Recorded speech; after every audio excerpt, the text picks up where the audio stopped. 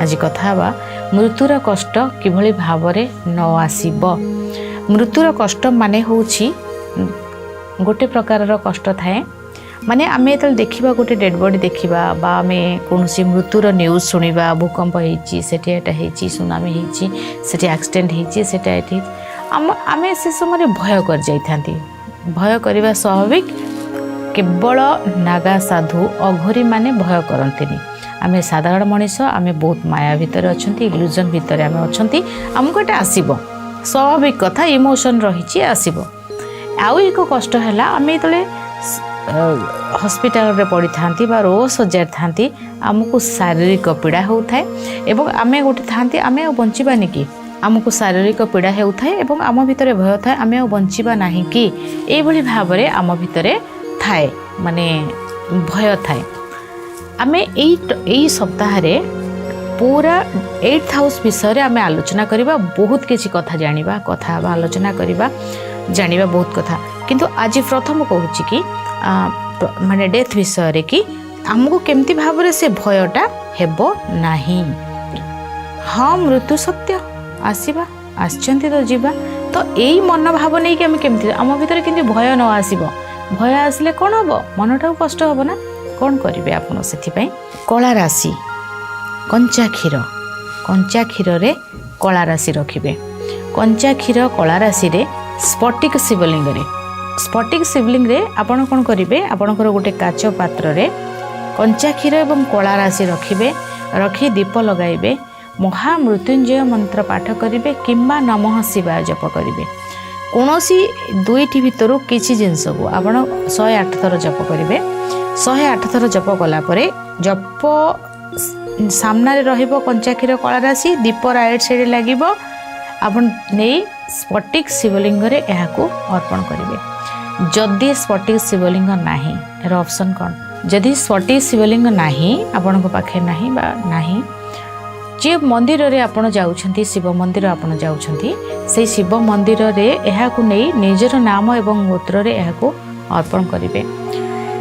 जदि आपण को भितरे ए भय रहिछि सेटा पई करिवे। जदि आपण माने कोनोसी बेड रे अछंती, आईसीयू रे अछंती, आपण जदि कोनोसी बहुत पीड़ा बहुत कष्ट अछि से जगह रे तांकर फैमिली रे जे थिबे कला राशि एवं कंचा क्षीर आउ किछि दरकार नहीं, किछि पड़िबन से कला कंचा क्षीर रे केवल कला राशि रहिबो। तांकर नाम रे एई जिंस को भगवान शिव को अर्पण करिवे।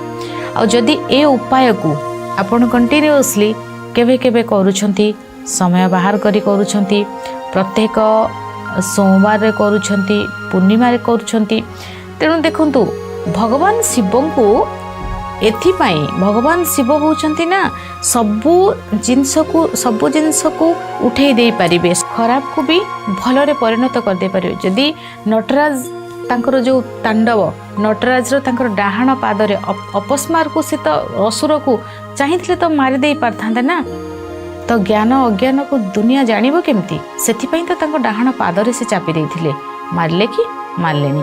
तो भगवान शिव होउछंती दया तांको भितरे बहुत थाए। जेतेबेले आमे संपूर्ण भाव रे सरेंडर करनवा, तांको पाखरे पहुंची जिबा एवं एही उपाय को करिबा, देखिबे आपण करंतु कोनोसी डाउट नाही एथिरे आपणकर भय दूर हेबनी बोली। इजिरे जिनसटा को ग्रहण करनवा। हाँ डेथ अछि, असुविधा किछ नै, भय लागिबनी। देखंतु मृत्यु तो दिने हबो, किंतु डरी डरी के मरिबार कोन माने अछि, डर डरी के मरिबा। तो ए उपाय कले आम भीतर भय चली जीव, कोनोसी भय रहिबो नाही। करंतु बहुत भल रिजल्ट आसीबो। आपण किछि भला जे देह भी खराब अछि ना, कंचा क्षीर रे कला राशि पकाई कि मंत्र जप करिवे, तापर नै कि एहाकू शिवलिंग ढालिबे। ढालिबा समय जप धरिबे, ताकू सामने रखिबे, जप करिवे। से जिंस को आपण मंदिर रे बसी जदि स्फटिक शिवलिंग घरे नहीं, आपण घरे जप करिवे, ताकू नै देई परिवे, मंदिर रे बसी जप करि ढाली परिवे। जप करिबा समय रे करिवेनी, जप करिबा गोटे पार्ट रे आपण कर देले, तापर नै देबे करि चलंतु। भय मन भितर आदम रहिबो नै। मृत्युर जो जंत्रणार कष्टटा मानसिक स्तर रे दब नाही बिल्कुल भी। आज समय हो जाइछि, भाग्य दर्शन कार्यक्रम को एठे रखुछि, विदाय नेउछि, नमस्कार।